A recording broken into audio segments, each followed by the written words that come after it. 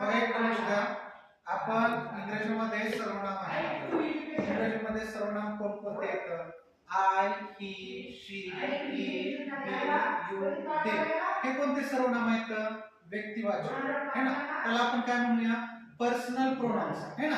आज आपल्याला शिकायचं आहे की डेमॉन्स्ट्रेटिव्ह प्रोनाउन्स.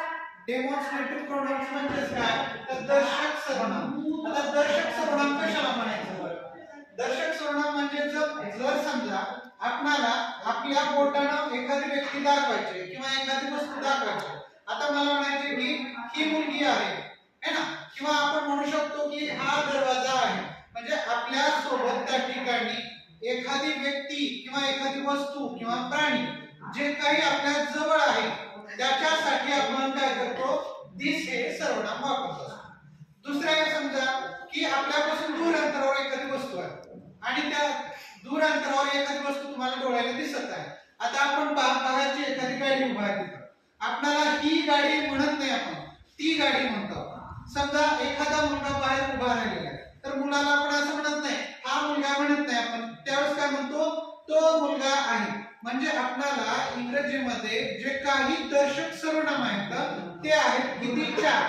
पहिला कोणता आहे? दिस, दुसरा दॅट, तिसरा दोज आणि चौथा दीज. म्हणजे हे 4 दर्शक सर्वनाम तुम्हाला कुठे वापरायचे मी तुम्हाला थोडक्यात सांगतो. बघा, पहिल्यांदा आपल्या जवळ जी काही व्यक्ती किंवा प्राणी किंवा वस्तू आणि फक्त एकच आहे हे दाखवण्याकरता दिस हे सर्वनाम वापरायचे. दिस हे दर्शक सर्वनाम वापरायचे. मग दिसचा अर्थ काय होतो? हा, ही, हे. उदाहरणार्थ हा मुलगा आहे, ही मुलगी आहे है ना. अशा प्रकारे आपण आपल्या जवळ कुठलीही एक वस्तू आहे हे दाखवण्याकरता दिस हे दर्शक सर्वनाम वापरायचे. कळालं? आता दुसरं बघा, अनेकवचनी. अनेकवचनीसाठी दर्शक सर्वनाम कोणता आहे? तर अनेकवचनीसाठी दर्शक सर्वनाम आहे दीज. आता दीज कशासाठी वापरतात? की आपल्या जवळ अनेक विद्यार्थी असतील तर तेव्हा मी काय म्हणणार? त्या मुली आहेत, हे मुलं आहेत. म्हणजे एका